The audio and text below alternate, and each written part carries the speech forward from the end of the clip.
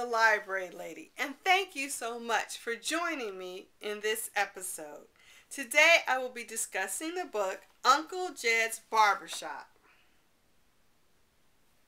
This book was written by Margaree King Mitchell, and the illustrations are by James Ransome.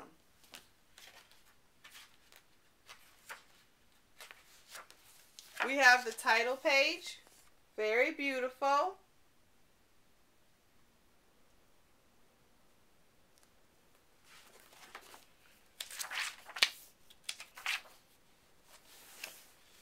Jedediah Johnson was my granddaddy's brother. Everybody has their favorite relative. Well, Uncle Jedediah was mine. He used to come by our house every Wednesday night with his clippers. He was the only black barber in the county.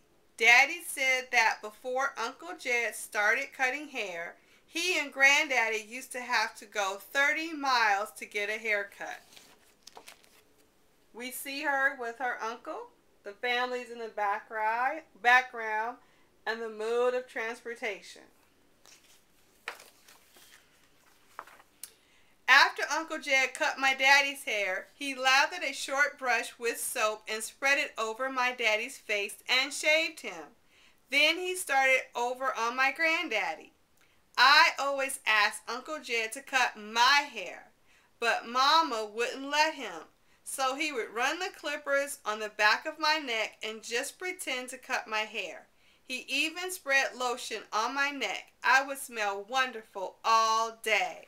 So here we have Uncle Jed cutting her hair. One of the things you may want to point out to your children as you're reading are the things that you see on the page. We have this rug, the braided rug, that may have been handmade. We have this. That's a radio, and today children may not even recognize that as a radio.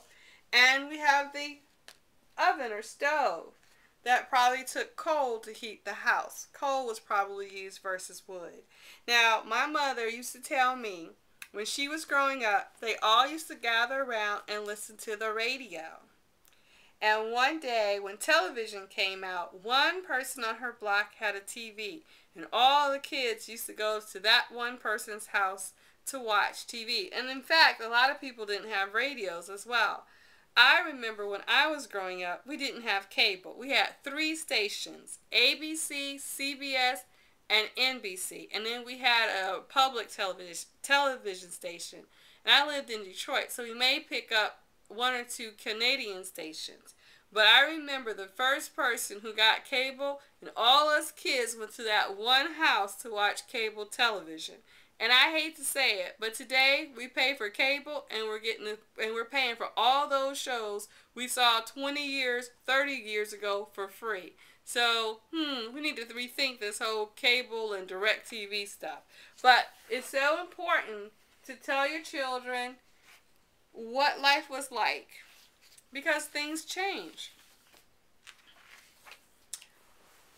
When he was done, he would pick me up and sit me in his lap and tell me about the barber shop he was going to open one day and about all the fancy equipment that would be in it.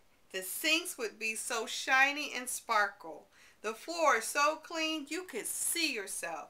He was going to have 4 barber chairs, and outside was going to be a big, tall, red and white barber pole. He told me he was saving up for it. And you see him talking to her. And you know what's so important? They're having a conversation one-on-one. And that is so important to do with your child or your children. Spending that one-on-one time. Telling them your dreams. That's appropriate. So her uncle had a dream and he told her about it. He had been saying the same things for years. Nobody believed him. People didn't have dreams like that in those days. We lived in the South. Most people were poor. My daddy owned a few acres of land, and so did a few others. But most people were sharecroppers. That meant they lived in a shack and worked someone else's land in exchange for a share of the crop. So this is very important. We see this. And what I really love about this book is that Miss Mitchell is talking about a little girl's experience and about her uncle and her uncle's dreams. And then she introduces sharecropping. She does so gently, she does so easily, and she does so poetically. Because when we think of sharecroppers in the 21st century, many of our children don't have a clue to what that was. So she goes on, and the little girl becomes very ill. And her parents put her in a wagon to go to the hospital, which is 20 miles away. And what's so interesting about this, when she gets to the hospital, it's segregated. So once again, Miss Margaree Mitchell discusses another very difficult topic in a very kind, poetic way. And the thing I love about this book is that it talks about segregation, and it underscores health care, because in this book they couldn't get service until they paid first. And you'll learn if you read this book that was a real issue that many people, especially poor people, could not deal with. They didn't have the money. And so how in the world were they going to take care of this little girl? So you have to read the book to find out, you know.